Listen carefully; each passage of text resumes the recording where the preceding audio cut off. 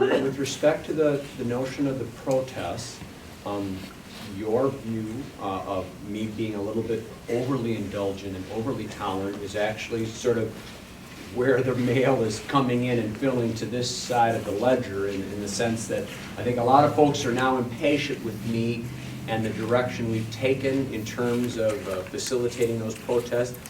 I think that we're going to take these on a case-by-case basis, because I personally believe that police officers are really, truly officers of the court, albeit one step removed. And in that capacity, you take a pledge to uphold the constitutions of both the United States and the state of Wisconsin, as well as the city of Madison charter.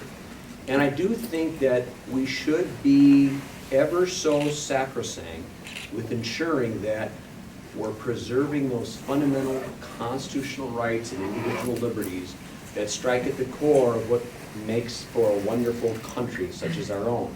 And that means at times even taking the tact of facilitating and fostering those opinions which may be sort of in the minority of those holdings, and they may inconvenience people, but I think nevertheless we have to be mindful of giving those folks that opportunity to voice that objection. Now, each and every instance has to be tempered with weighting and balancing the rights of the motoring public and those others who are so inconvenienced for that.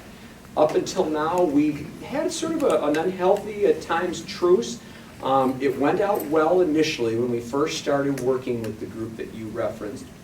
I think where we had a little bit of a flashpoint was when the decision was made that they wanted to take marches and rallies and sit down and occupy Easttown and Westtown Mall.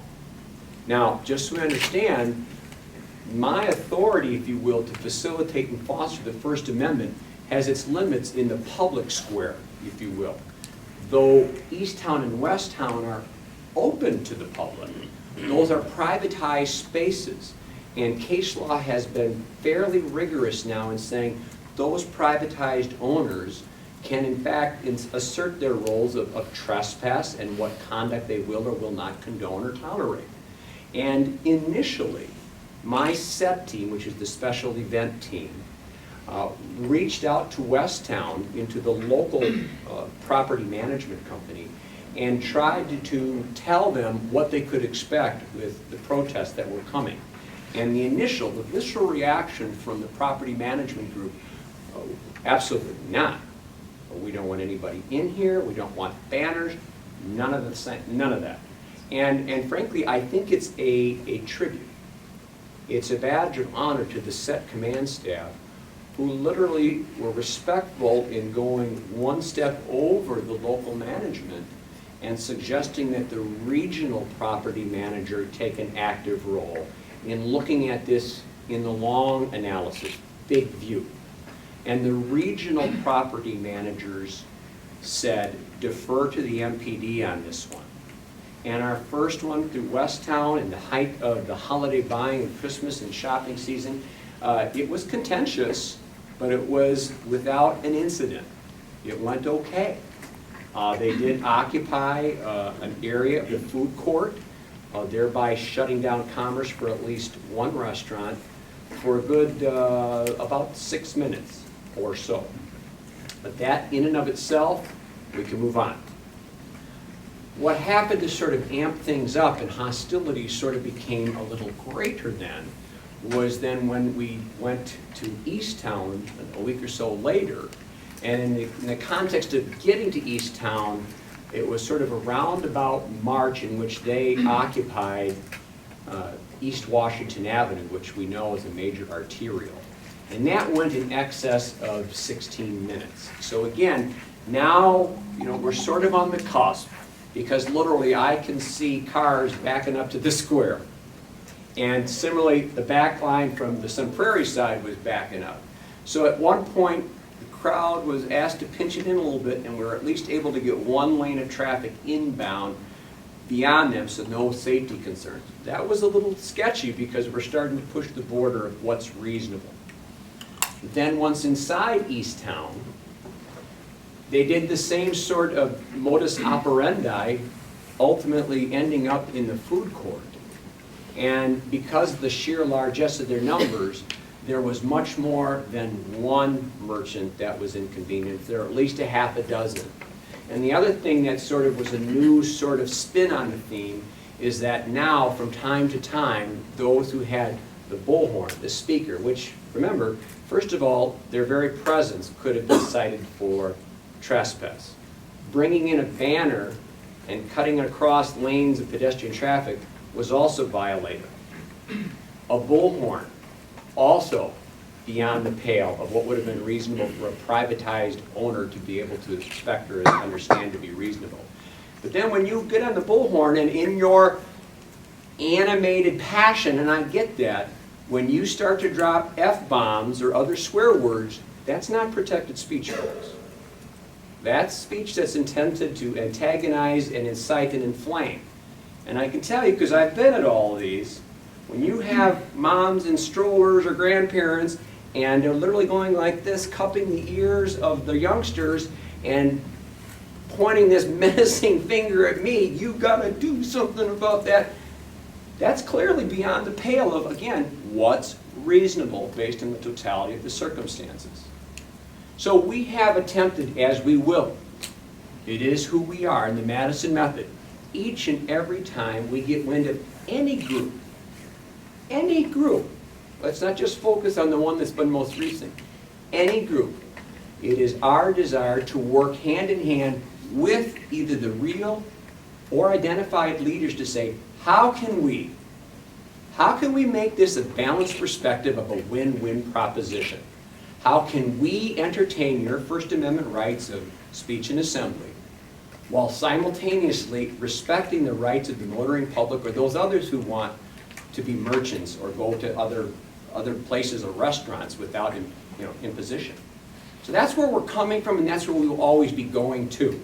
And you'll note that in all of these demonstrations we've had to date, and I think this is where people are getting very chagrined with me as the chief, there's been not one citation or arrest. Not one. Yet. I say yet, because now, as you saw on my blog, that, God bless you, I thought, you are my mom. Only my mom and you read this blog. She said, thumbs up too. She lived in Raleigh, Durham, though. She's out of the cold. That's all right. So, I related two events. Friday the 25th, Friday night, there is a teach-in at a nearby campus building, which is great. And then subsequently after the teach-in, a group comes out and they take to the streets. And they basically occupy. Now this is during evening drive time, folks. And there's a Badger hockey game and a whole lot of other stuff going on. Literally at the point in the 700 block of the University Avenue where they decide to hold this human barricade across the lanes of traffic. At that point, there's very little for us to do in terms of rerouting or redirecting the traffic.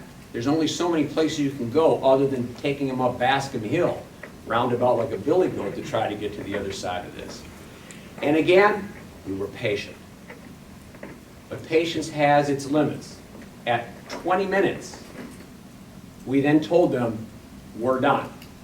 Vacate the road or citations will ensue. Got it. Right on it.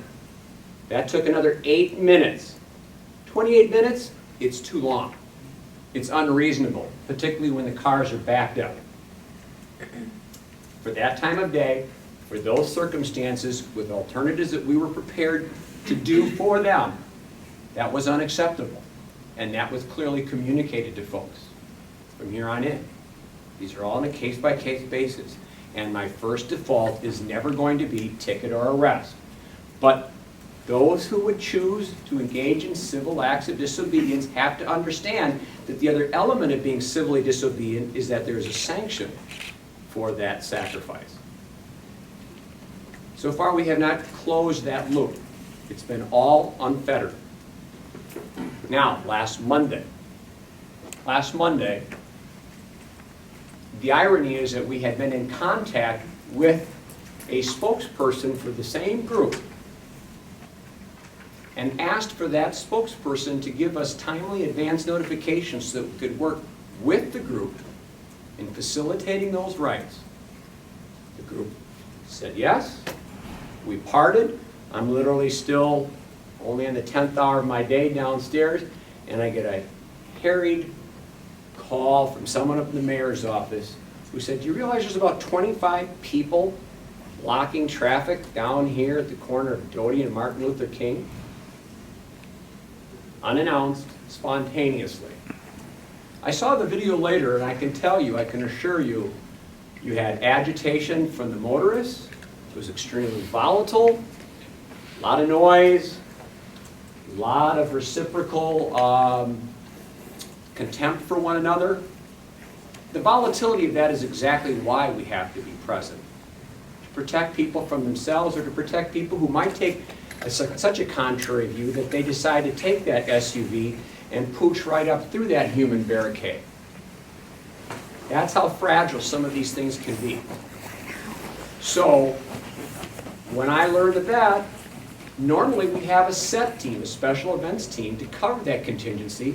They could have jumped a block ahead, rerouted traffic in and away, and it would have gone its natural course.